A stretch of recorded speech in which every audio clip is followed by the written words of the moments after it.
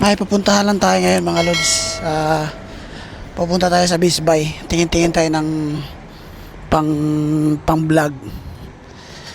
Ganda ng panahon dito ngayon, no? Alright. Hello mga lods. Welcome back to my channel. Kung bago ka pa lang dito sa channel ko, please consider to subscribe to my channel. At palagi kang updated dito sa mga video ko na i-upload dito sa Vancouver. Bali, pupunta lang tayo dun sa Bisbay ngayon. Tingin-tingin tayo na pwedeng nating mabili pang vlog. Ang ganda ng panahon ngayon dito sa Vancouver mga lods. Hindi siya masyadong mainit, hindi rin masyadong malamig. Ganito naman talaga dito sa Vancouver kapag summer. Ganda ng panahon. Minsan uulan, minsan isang linggo. Napakaganda ng ano niya ito. Napakaganda ng panahon. Kaya mas okay yung sitwasyon namin dito kaysa ibang province, sabi nila. Medyo malamig daw dun sa ibang province kaysa dito. Tayo natin pumunta dun sa kuan mga lods. Tingin-tingin tayo ng mga gamit pang vlog.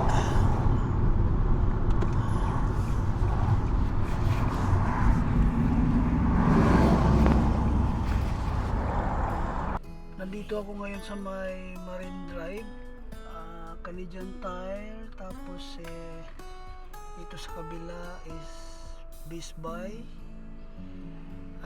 Ikot-ikot lang tayo at sabay ano na rin, tingin-tingin sa mga gamit pang vlog.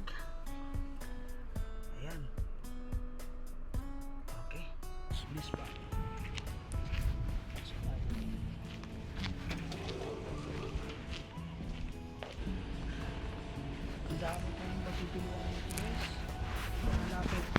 Hahanapin lang natin yung Osmo. Ayan o. Ito yung mga presyo nyo.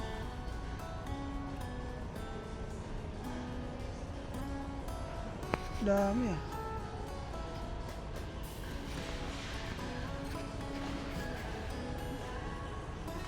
Wala masyadong tao pag weekdays dito.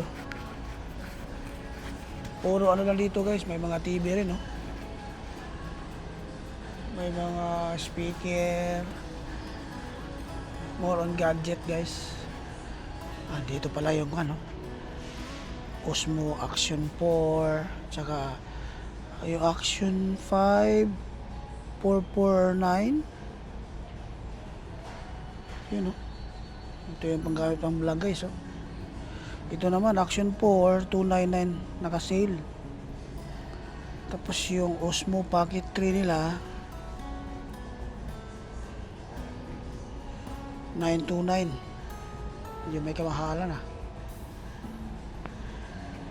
May mga drone din sila, oh. Ito Mini 4 1059. Ito yung DJI Neo $249. Mini 3 quadcopter $429.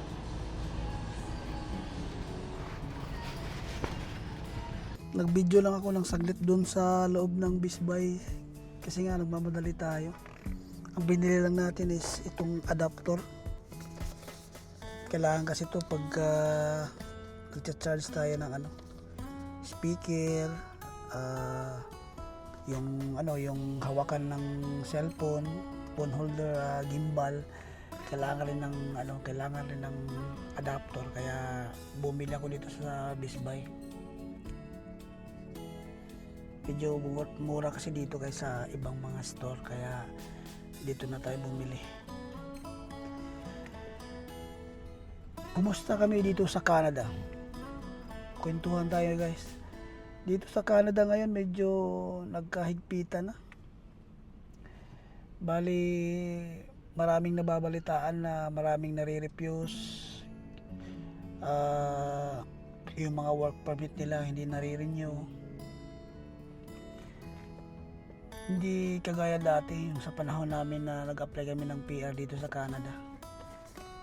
Medyo mabilis yung proseso, nagre-reply agad yung IRCC. Pero ngayon guys, na-observe ko sa immigration medyo mabagal. Hindi man lang nag-update kung ano lang nangyari sa application ng isang applicant. Kagaya ng hipag ko nandito sa Abbotsford, nag-apply sila ng PR din, kagaya ng in-applyan namin. Hanggang ngayon wala pang balita. Nag-biometrics lang sila kasama yung pamilya niya, pero hanggang ngayon wala pang balita. Wala pang update yung IRCC. Ang ano lang ngayon dito, ang medyo hindi man lang na trabaho na talagang pwede siyang mag-apply sa panahon ngayon ng PR is yung caregiver, tapos yung nagtatrabaho sa construction. Parang yun ang in demand ngayon dito guys. Medyo mabilis siya kaysa ibang sa ibang pathway. Yung status namin dito sa Canada guys, permanent resident na kami. Bali ako yung nauna dito sa Canada, way back year 2020 dumating ako dito. Tapos yung ang mag-ina ko dumating dito last 2022 yata. Oo, hindi ako nagkakamali. Bali 2 taon na sila dito mahigit. Sa awa ng Diyos okay pa naman yung pamumuhay namin dito. Medyo nakakaraos din. Bali 2 kami nagtatrabaho dito. Dumating ako dito sa Canada, work permit ako. Yung point of entry ko is Vancouver, tapos doon kami sa na destino sa Prince Rupert. Bali 17 hours simula dito sa Vancouver. Yun nga, yung status namin dito, permanent residents na kaming 3, yung asawa ko at saka yung anak ko. Sinama ko sila sa application ko para sa PR ko dati. Yung pathway namin is Agri-Food Pilot Program. Nag-apply ako yan dati, bali 6 months lang na PR na kami. Nasa Pilipinas sila, tapos nandito ako sa Canada. Ako ang nag-process ng application nila. Approve yung ko, sabay-sabay kaming bali kaming 3 sabay-sabay sa pagka-approve ng PR, kaya nakapunta sila dito. Bali nandito na kami ngayon. Tapos yun nga, ang trabaho ni Mrs. ngayon nasa hotel siya, room attendant. Ako naman is maintenance sa isang facility. Yung anak ko nag-aaral pa lang. Bali, isa lang anak namin. Alis na tayo. At least ma-share ko lang sa inyo kung anong sitwasyon namin dito. Diba? Kung sino pa yung hindi ang tawag dito. Kami kasi talagang nagpursige akong ma-PR dito sa Canada. Kahit ang natapos ko lang is high school graduate lang sa Pinas, pero nagsumikap pa rin ako para ma-PR. Gumawa ko ng paraan para ma-PR ako dito. I-discuss ko sa susunod na vlog kung bakit high school graduate lang ako at na-PR ako. Sa susunod na vlog i-discuss ko sa inyo kung anong ginawa ko para maipasa ko lahat ng requirements dito sa Canada. Kasi maraming nagsabi na kapag high school graduate ka lang, mahirapan kang ma-PR dito sa Canada. Pero ako guys, high school graduate lang ako. Pero nagawan ko ng paraan. Alis na tayo. Uwi na tayo guys. Ang binili lang natin dito yung adapter ng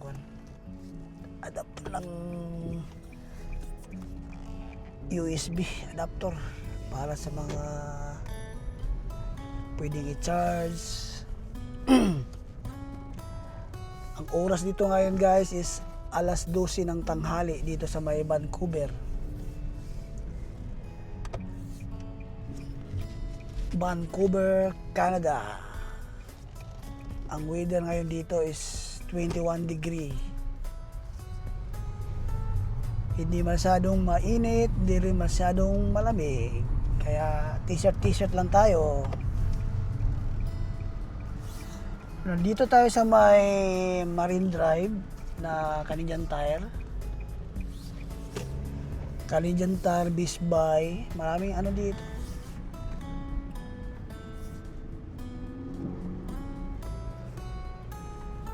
Bago pa lang pala ako dito sa ano ko guys, sa pagbubulol pa, pabablog ko. Medyo minsan nahihiya pa. Sana suportahan niyo ako dito sa pagbablog ko guys, kasi malaking tulong na rin 'to para sa pamilya namin. 'Di ba? Sa bahay guys. Saglit lang. Ako lang kasi mag-isa ngayon, kaya naisipang mag-vlog. May bangga yata dun ah. Nangyari? Yung kotse dumiretso dun sa kuwan? Ano nangyari dyan? Kotse yata, pagliko niya dumiretso sa dun sa lakuan, bandang loob. Dito na tayo sa bahay guys. Dito kami nakatira oh. Itong bahay na yan. Bali nasa ground floor kami. Ano kaya nangyari dun sa kanto na yan? Medyo nabangga yata yung driver pagliko niya. Dito kami nakatira guys.